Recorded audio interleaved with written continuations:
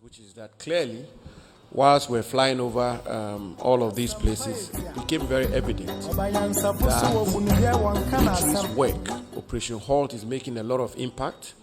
You would tell clearly that a lot of the mining activities have ceased, and even in some places, the rivers were beginning to have some improvement, and therefore that gave me a lot of encouragement. The Minister for Defense has mentioned it. We've been discussing this. The mining activities in the night, they call it all night in the communities we actually went to visit. I think it's important that we deal with that. We deal with this all night phenomenon of mining activities. We have to necessarily be able to do that. The Ministry of Lands and Natural Resources is very satisfied with the work of the Ghana Armed Forces, and we continue to be grateful for the work they are doing. At every opportunity I get, I like to emphasize that we are not against mining, we are not against small-scale mining. Indeed, the Ministry of Lands and Natural Resources is concurrently working on the enforcement mechanism, the enforcement regime, as well as getting the issues of reforms, regulations dealt with. We've brought in some machines which are going to assist in the extraction. We are reviewing the licensing regime so we can decentralize it. The permitting regime, we are trying to involve the chiefs a lot more. And the whole other interventions we are seeking to do, which will ensure that small-scale mining is regulated. As recently as, I think, 2 or so days ago, I met the association, the leadership of Small-Scale Miners Association in the ministry, and we engaged in extensive discussions.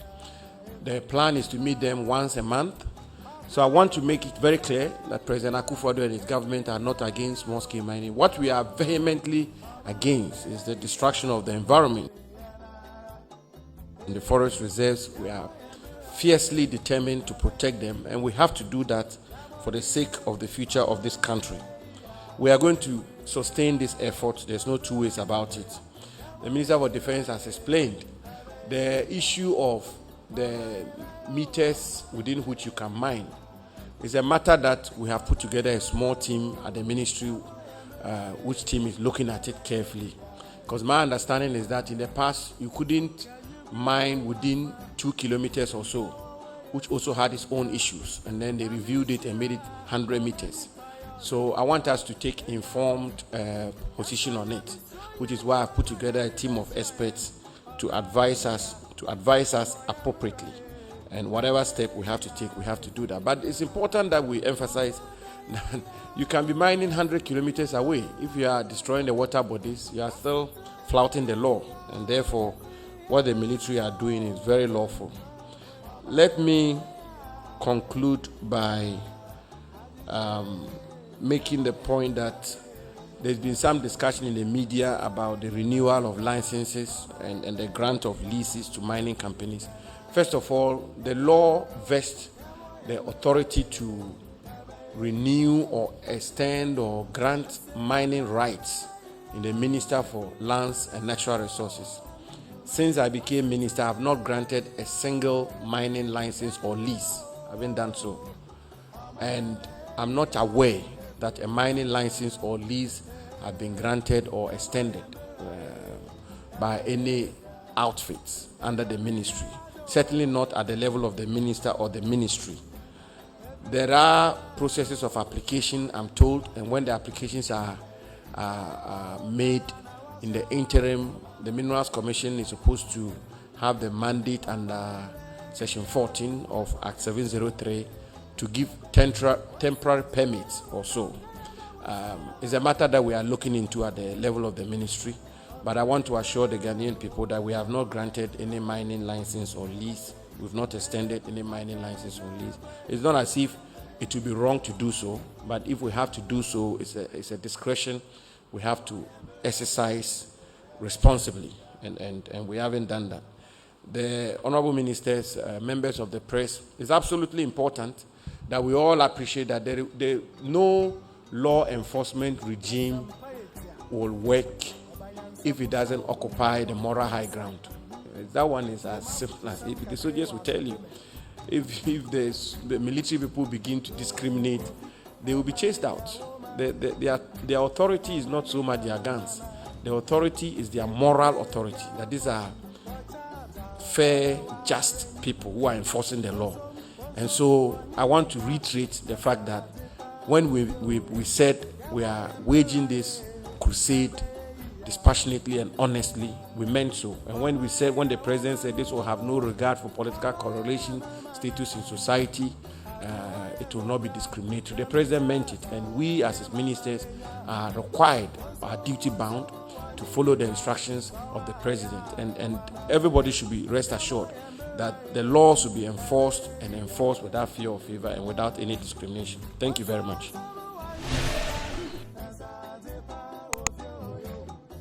Yes, sir. Minister, you want to make a comment? Very well. I see Bloomberg. Is that despite media? Okay. Then I see Omni. Multimedia, put your questions together. I just want to make a comment. I want the people of Ghana, all of you, to watch this video carefully. It was shot yesterday.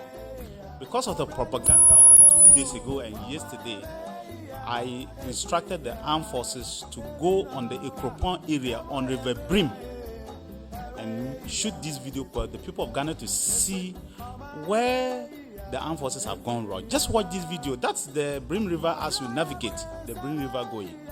Just watch it carefully. You will see the river as you move. So this is what they have left, and this is what some of them call ponds. Watch carefully. If you are a big company or a small company and you do this and leave and you don't reclaim, what are you doing to the people who are just by you? You can see a town. As you move, you see a huge Tekopon town by it. You see a town by it. Watch. That's the river. That's the river line you see like that. That's what they've done to this river. Watch very well as you stream. So the people of Ghana should watch this river line very well. That's the danger we are faced with. That's the problem we are faced with. And these are the areas the armed forces have to move, because you can clearly see that they've cleared more than a kilometer of the river line. And these soldiers are supposed to move 100 meters in these ponds to go and catch people. You can see the river line. So it goes like that, and that's what they've done. So you watch it very carefully. I just wanted the people of Ghana to take their time. Because of the propaganda of yesterday, all these things going around, I said go to the river line and shoot along the river. So they took along the river line and they are shooting around the river line as they go. That's the river line you see. You can see the river line very well. See what people have done to the river line. The number of years this river will take to be able to reclaim itself. Just watch. That is what we are fighting. And it surprises you to know that a lot of these companies at the end may not even declare and pay any huge taxes to the government. I would rather leave my minerals in the land than do this to our people. Kojo. Thank you, Honorable Minister. First of all, let me say that community mining certainly will not result in this. That we are very clear about. It's not a perfect system. There are deficiencies with community mining itself. We are working to enhance how community mining is done here in Ghana, and it certainly will not result in this. And let me also emphasize, I think that the way the questions are being asked, there's a little confusion. We are not, I keep making the point, the operation is restricted to water bodies and forest reserves. So if you are mining elsewhere, ordinarily, you should not have a problem, except as the minister rightly pointed out, you are in a situation where you are mining far away, but you are tapping water, washing and polluting the water resources. So the issue of community mining resulting in these kinds of devastation will not even arise in the first place. So that would be the answer for that. The Honorable Kennedy Japan says, senior colleague of mine whom I engage with many times. We speak quite often. I will speak to him. I mean, if he knows of any government officials who are involved, I'll be very happy to find out, and we will deal with it according to law. The question about the permits. Well, I found out about this, the issue of extra gold and their permits, just as you probably also found out when the allegations were made This was the first time I also found out about Extra Gold and their permit. But just so that we set the facts straight, the permit they've shown to me, at least what I have seen from the officials, and which is the basis for which we are being questioned. One is the mining operating permit. That is not a mining lease. That is not a mining license. That is not a grant of a mining license. It's not the extension of a mining license. That can only be done by the minister. The grant of a lease or extension of a lease can be done by the minister. One is also a permit for exploration. That also is not a mining lease, it's not a mining license. My understanding is that, and I've looked at the law, section 14 of Act 703 says, when a company has a mining lease and before the expiration of the lease, the company makes an application. When the lease expires, the Minerals Commission has a mandate to grant a temporary mining operating permit pending the determination of the application for the extension by the minister.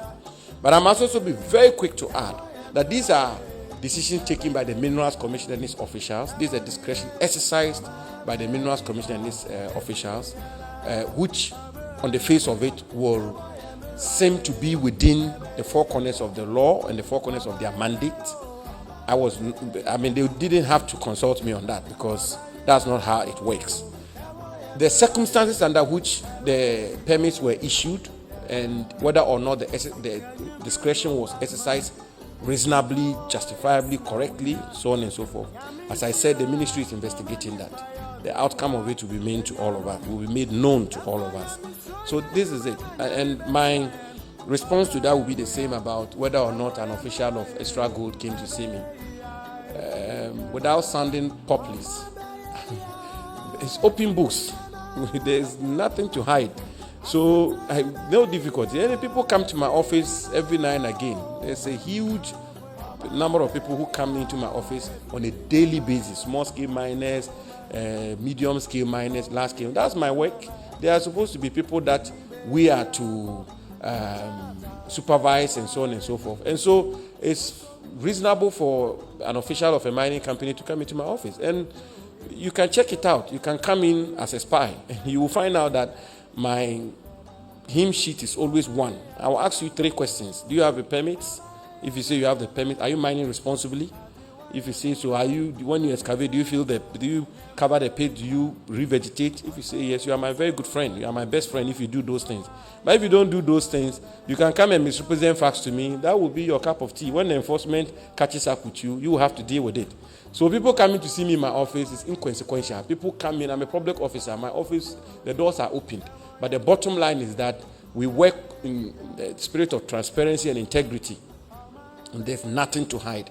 So my answer to whether somebody from Extra Gold came to see me or not, that will be the answer I'll give you. Yes.